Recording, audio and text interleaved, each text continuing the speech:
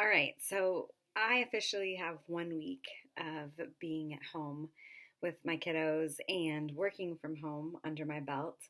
I don't know what life looks for you, how it looked for you a week ago. Maybe you were a stay-at-home mom and it's not really different except that you can't leave the house with your kids. Maybe you're a stay-at-home mom and now you have a couple more children at home with you the whole time. Or maybe like you are like me and you worked outside the home and so now you're home looking to figure out ways to get your work done and take care of your children and cook 3 meals a day and all the snacks and all of the other things that come with what's going on. I went into this really like, oh, we got this. I'll make a schedule. No worries. We were 3 days in, and I don't know what happened on that third day, or fourth day, but we woke up and it was like I was in an alternate universe and nothing worked and nothing flowed and the schedule went out the window. And I was like, what? What's going on? And I looked at the calendar, and at the time, when I looked at the calendar, I was like, Josh, we still have 18 days of this. 18 days. Like, okay, my perspective, I've got to get this together. And then today we hear here in Massachusetts that schools are now out until the beginning of May. So that just added a lot more days. But I wanted to take a minute because the Holy Spirit really has been talking to me about my perspective and the way that I'm viewing things. And what's so funny to me is that before any of this happened, I'd been thinking about the summer and I'd been trying to figure out ways that I could spend more time with our 5-year-old. He would be home from kindergarten. We have Mondays off with our work schedule, and so I was excited to have full days on Mondays with him. And I was trying to look at rearranging my schedule and working longer hours during the week, so maybe I had half days Friday. And the Lord reminded me of that, and He just said, this is a season, and in this season you've been given the gift of time. And I was like, the gift of time, like it doesn't feel that way. I have all these things I still need to do, all these responsibilities, and now, kids 24/7 on top of it. But He just kind of took me through my day and how in a typical work day I spent maybe 3 or 4 hours with my kids, maybe.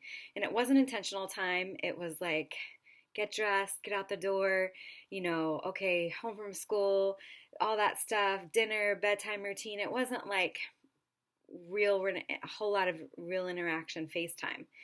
And He's like, now, you have way more time than that. And you need to look at this season as you've been given the gift of time. And all of a sudden, I am once again the greatest influence in my children's life. I'm the one that gets to be with them the most. I'm the one that gets to live out the fruit of the Spirit in front of them, the patience, love, joy, peace, kindness, gentleness, self-control, all that. I get to show them how to walk through this season. I get to be there for them. I get to maybe see things in them that I didn't see before, or, things that maybe I haven't quite understood about their personalities or the way they deal with things. I get to observe more and just be first and foremost in their life again. And that truly is a gift. It's a gift of time that I won't always have, because this season is going to end and things are going to change and I am going to go back to work outside of the home. And so He reminded me of that. And second, and this is so important to us as mamas, as parents, is what we call our children. And the Word says in Psalm 127:3 that children are a gift from God. And He just impressed on me that I need to remember that my children are a gift. And they don't always feel like that, and it doesn't always seem that way.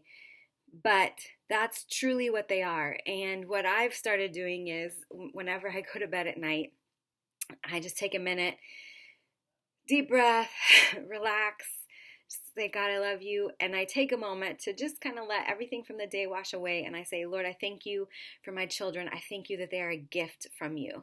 I thank you that they are a good gift. That's what gifts are. Gifts are good. Gifts are enjoyable. And I thank you that they're gifts that I'm graced to have. I thank you that they're gifts that that I know what to do with. I know how to use these gifts. I know how to point them in the right direction. I know how to walk them through even the seasons of life that they're in. And so let's have the right perspective as we walk through this together. This season is not forever. It's a temporary season, but we can look at this season and we can look at it from the right perspective. We can look at it from the perspective of confidence. We can look at it from the perspective of grace. We can look at it from the perspective of, okay, I've been given the gift of time with my kids. We can look at it from the perspective of, okay, these are my gifts and I get to know my gifts in a greater way. I get to steward my gifts in a greater way. And I believe that when we do that and when we can catch ourselves when our perspective tends to go to the negative side, naturally, because there are frustrating moments, there are tired moments, we get weary, I'm with you. But more and more I'm catching myself. And if I can catch myself and change that perspective, man, it helps my whole day. It helps my tone. It helps the way I communicate with my kids, the way I communicate with my spouse, all of it. And so my prayer for you as we walk this out is that you have the right perspective, that I have the right perspective, and that is God's perspective. And this is a season that's going to be one to be treasured and one we're going to look back on and be grateful for the time we've had together as families. I believe that with all my heart.